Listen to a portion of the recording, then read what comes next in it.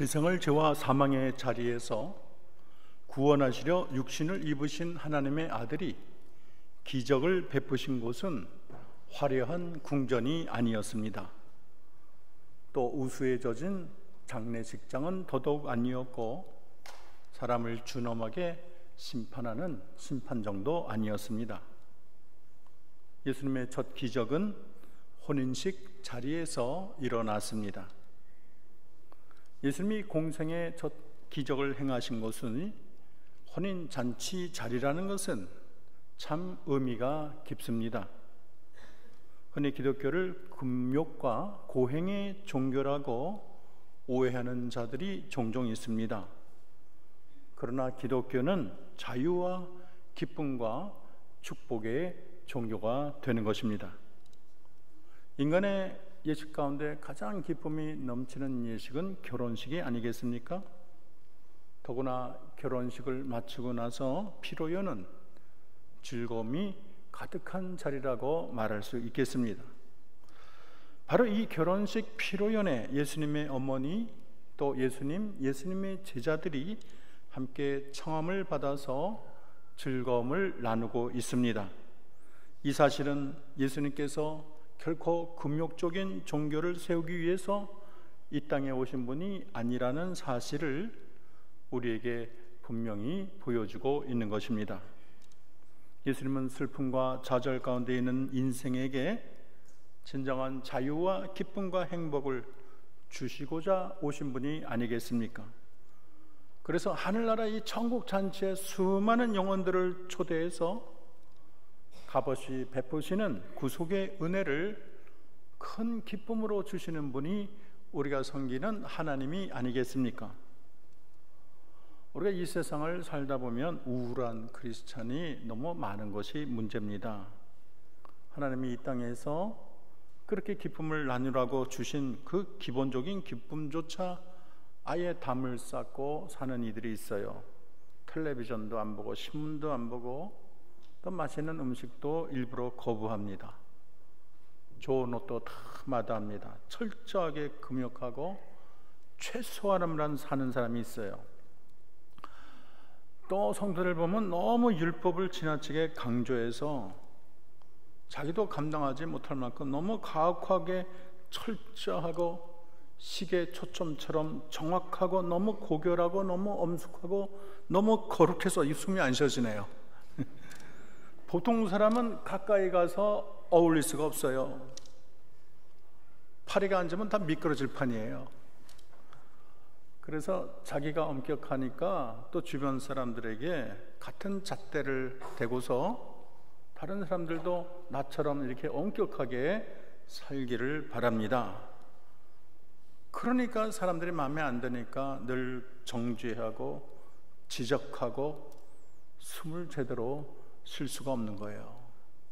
저희 친척이 그랬어요. 저희 친척이 그 8.15 후에 그 일제시대 그 신사참배한 사람들은 다 이게 마귀당이다 그래가지고 자기들이 뭔 재건당을 만들어가지고 그 교파가 얼마나 심했는지 아이들을 학교에 안 보내요.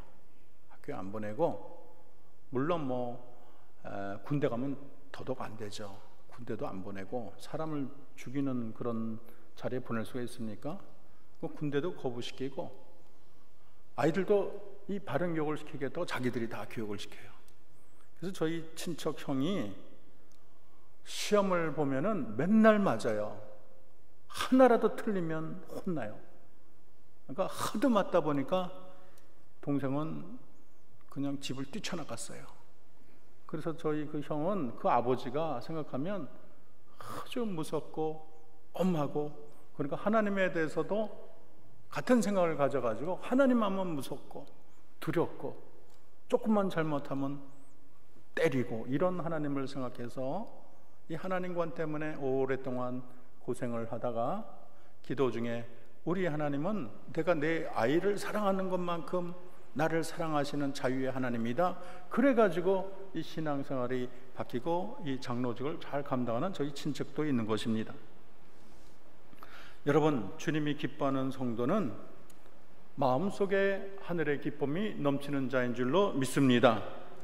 하나님이 기뻐하는 사람은 봄처럼 밝고 화사하고 생동감이 넘쳐야 되는 거예요. 좀 여유롭고 인자하고 부드러운 사람을 하나님이 좋아하세요. 좀 너그럽고 용납할 수 있는 사람을 좋아하십니다. 어떻게 주님의 샘솟는 은혜와 용서를 받고도 그렇게 권위적이고 그렇게 딱딱하고 어떻게 그렇게 우울하고 무겁게 살 수가 있습니까? 인간미 떨어지게 가래떡 썰듯이 너무 완벽한 원칙주의자로만 산다면 그 인생이 피곤하기 짝이 없어요.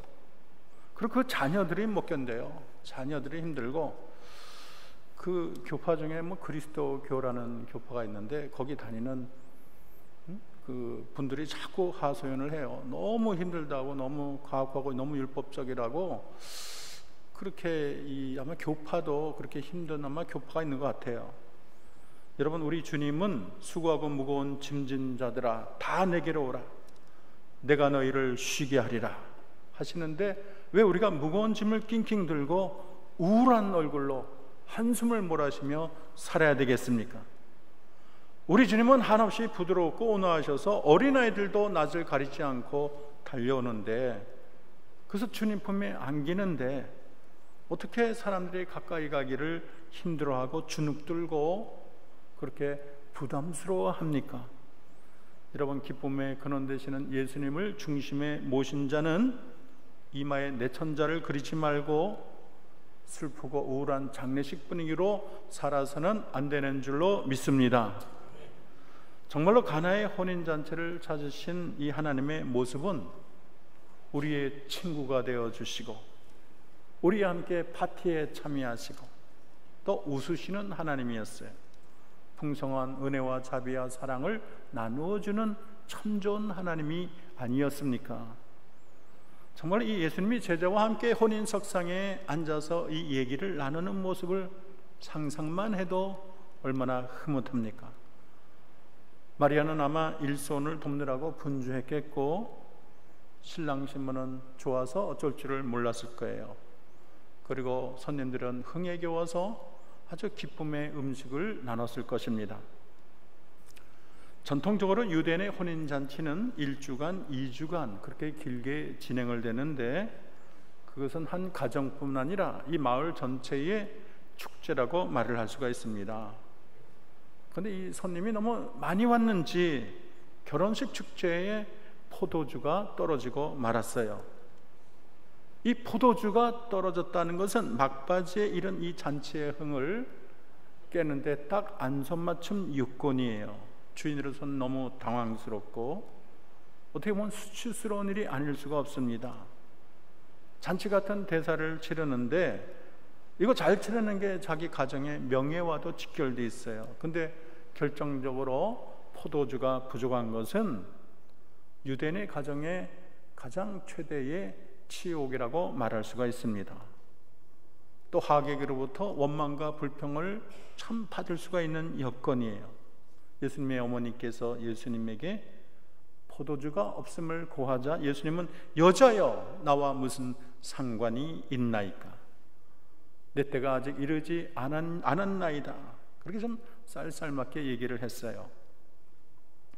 여기서 내 때라는 것은 공생애를 시작하실 때, 우리 주님이 사명을 행하실 때를 말하고 있습니다. 그런데 마리아는 하인들에게 너희에게 무슨 말씀을 하든지 그대로 하라, 그렇게 일러 두었습니다. 때마침 유대인의 정결 예식을 행하기 위해서 두세 통 드는 돌 항아리 6이 놓여 있었는데, 예수님은 하인에게 이르되 항아리에 물을 채우라, 그렇게 명령을 하십니다. 물을 가득 채웠더니 이제는 연회장에 갖다 줘라, 그렇게 말씀하는 거예요.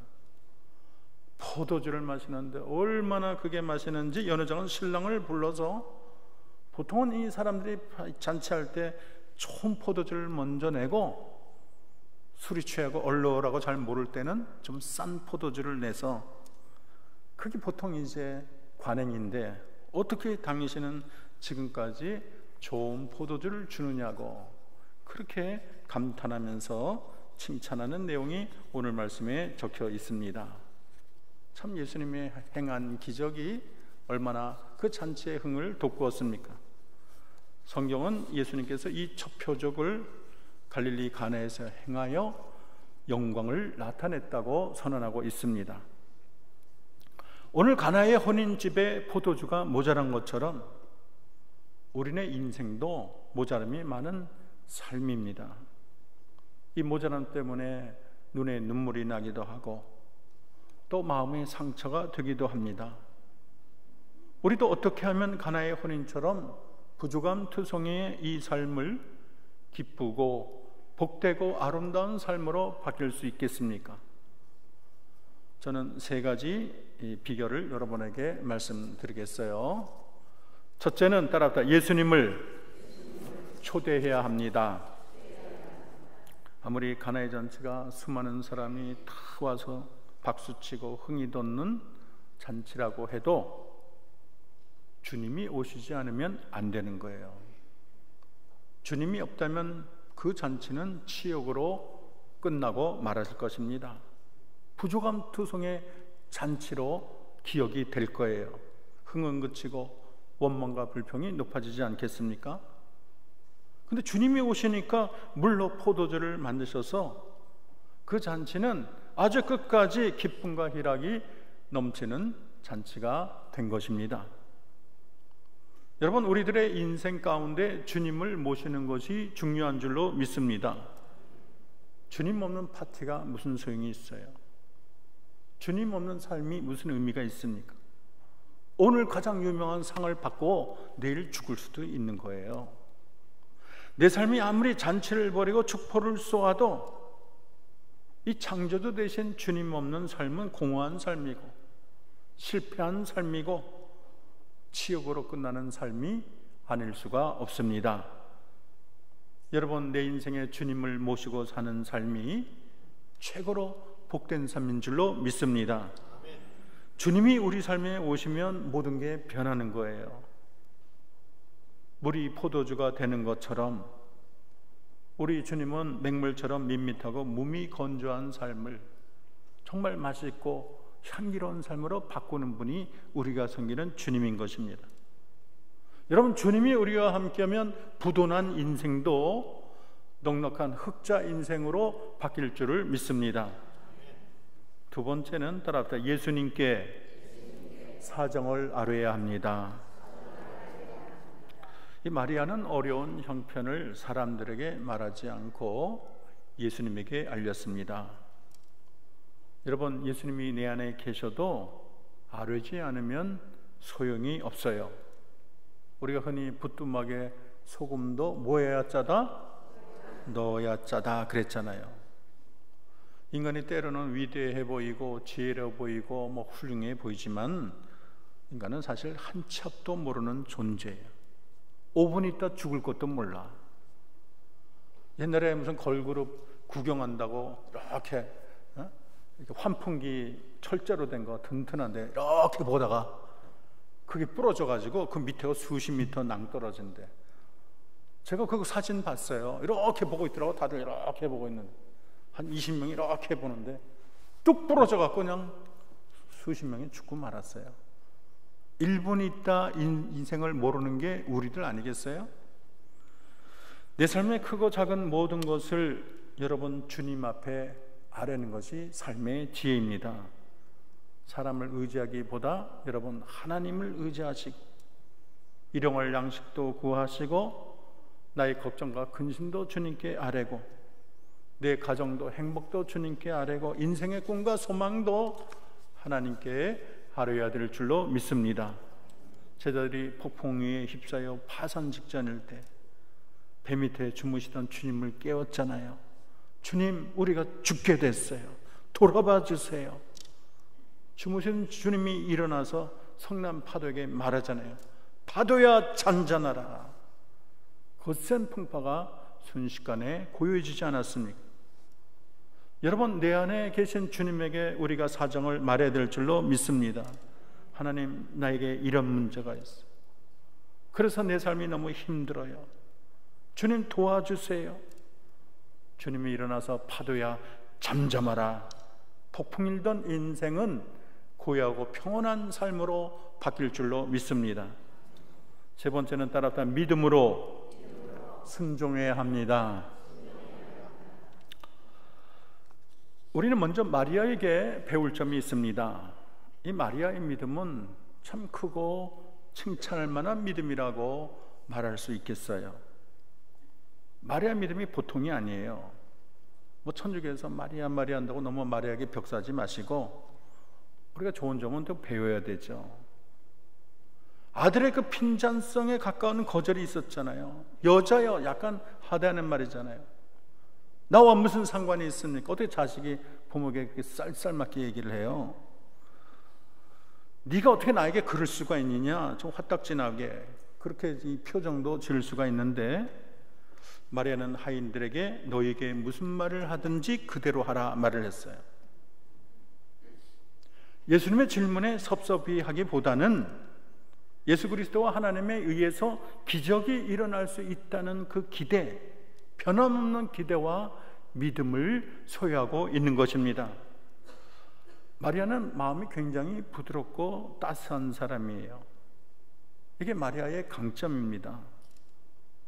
마리아는 직설적인 이 말에도 상처를 받지 아니하고 그걸 부드럽게 넘길 줄 아는 온유하고 유순한 마음을 지녔습니다. 우리가 흔히 핀잔을 받으면 너무 마음이 여려서 쉽게 상처를 받는 사람이 있어요. 그래갖고 안절부절 못하고 다음에 쳐다보지도 못하고 다시 보면 피하고, 참 그러면 참 어렵더라고요. 내가 교사를 해보니까 한 번 여다치면 나중에 눈 맞으면 탁 피하고 탁 숨고 왜 저러나 아주 그거 어려워요. 그거 참 어려워요. 근데 우리 옛날에 한원희 선생님이라고 고등학교 선생님 하셨는데, 학생 하나가 공부를 전교 1등을 하다가 갑자기 100등으로 떨어졌어요. 그래가지고 너 나와. 어떻게 된 거야? 그랬더니 여자친구 사귀느라고 공부를 안 하고 100등으로 떨어졌다. 엎드려 뻗쳐 100대를 때렸대. 뭐 이렇게 떨어졌다고 100대를 또 때려. 100대를 빠따를 때렸더니 이 학생이 100대를 딱 맞더니 선생님 죄송합니다. 그러더니 다시 공부 열심히 해서 전교 1등 해갖고 서울 법대를 갔더래. 그래갖고 찾아와가지고 그때 선생님 저를 잘 지도해 주셔서 감사합니다. 좀 이래야 되는데 뭐 하나 야단치면 다음에 볼 생각은 안 하고 머리 숙이고 피하고 그러면 그런 사람이 이 교인들 중에도 상당히 어려워요.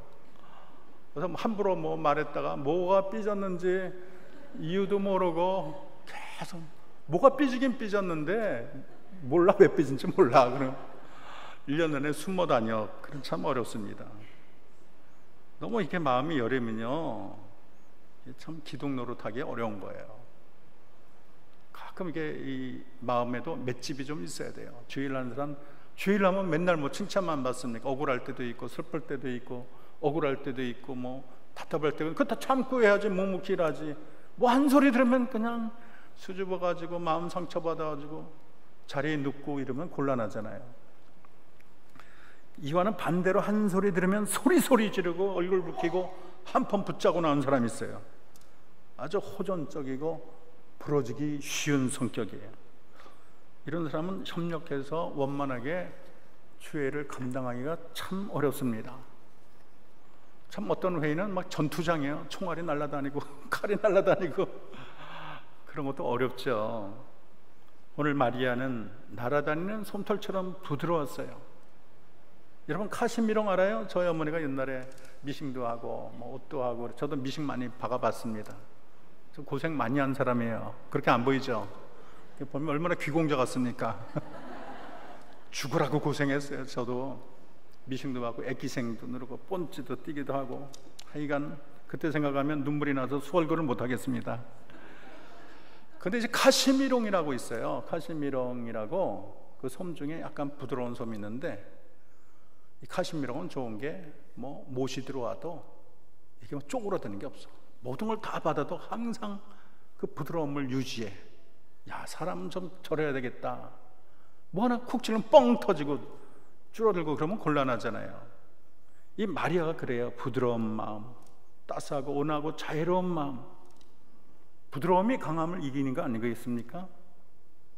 낚시하다가 뭔가 잡으면 무조건 당기면 안 돼요. 낚시 잘하는 사람은 어떨 때는 놔주고 당기고 이러면서 대어를 낳게 되는 겁니다. 마리아는 여유를 가지고 주님을 끝까지 기다렸습니다. 끝까지 믿고 바랬어요. 행여 주님이 이 부스라기 은총이라도 베풀지는 않을까, 그렇게 사모했습니다. 끝까지 주님의 은혜와 긍휼을 사모하는 마음이에요. 그러기에 이 마리아는 하인들에게 혹시 베풀지도 모르는 은혜를 기다리라고 지시하고 있는 거예요.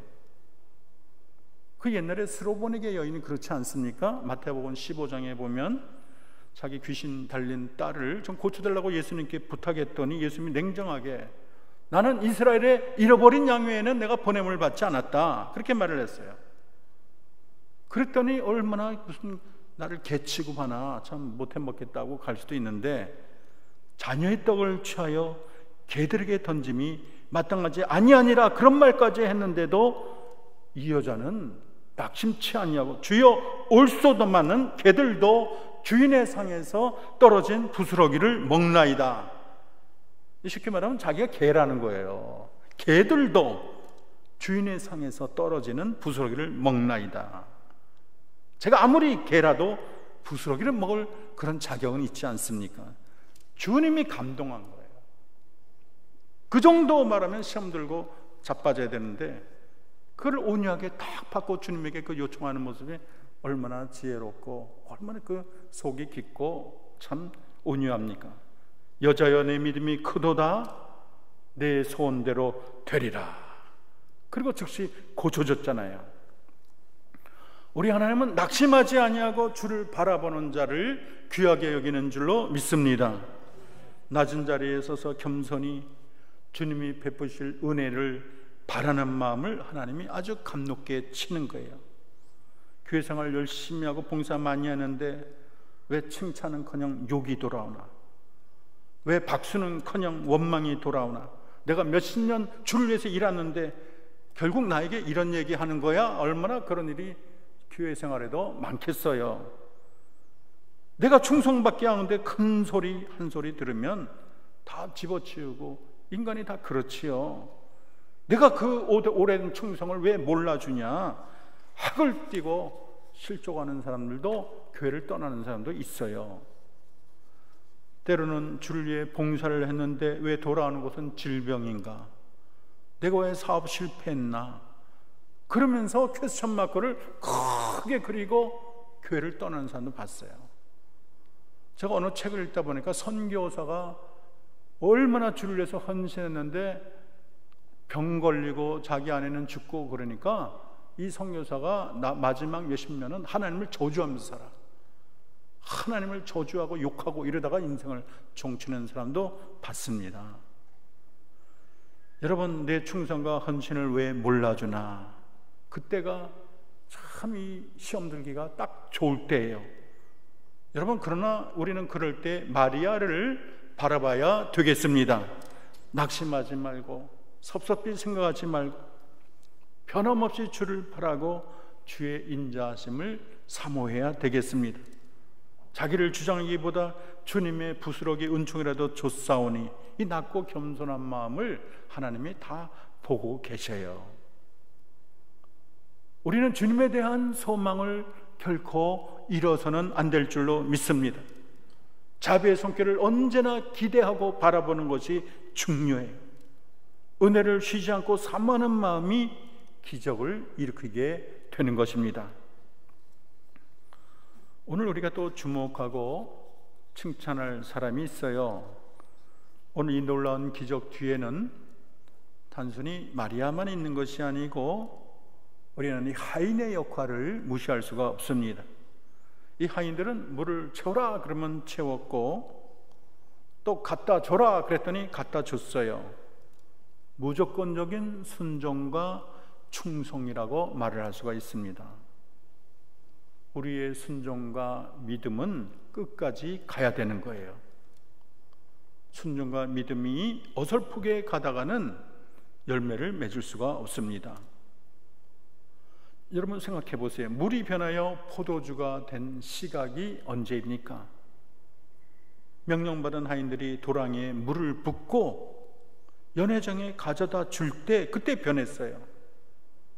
여러분, 항아리에 물을 부으라는 명령, 떠서 연회장에 갖다 주라는 명령이 얼마나 황당해요. 여러분이라면 분명히 내가 물을 부었는데 갖다 주라면 갖다 주겠어요. 그러다가 무슨 욕을 바가지로 받으려고 망심한 통톡이다. 이게 뭐야? 왜 물을 갖다 줘? 내가 언제 물 갖다 주라 그랬어? 그러면서 참 왜 이거 물인데 어떻게 갖다 줍니까? 뭐 이게 망설이거나 뭐 그런 게 좀 있어야 정상이 아닌가요? 근데 이 하인들을 보면 주저함이 없어요. 갸우뚱거리거나 의심도 안 해요.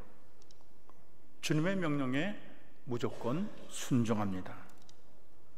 이 하인들이 자신의 이 생각이나 판단을 내려놓고 의심하지 않고 순종할 때에 놀라운 기적이 일어났고, 이 놀라운 가나의 잔치는 흥을 더 도해가고 많은 사람들의 기쁨은 참으로 그 가나 잔치를 정말로 기쁨의 축배의 잔치로 만들게 된 것입니다.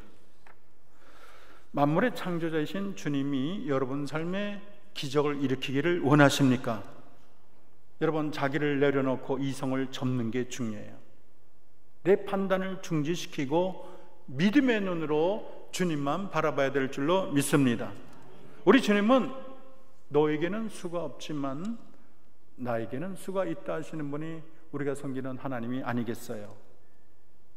때로는 주님의 명령이 황당해 보이고 참 이치에 맞지 않아 보이지만 우리가 끝까지 믿고 이 순종의 길을 갈 때 역사가 일어나고 기적이 나타날 줄로 믿습니다.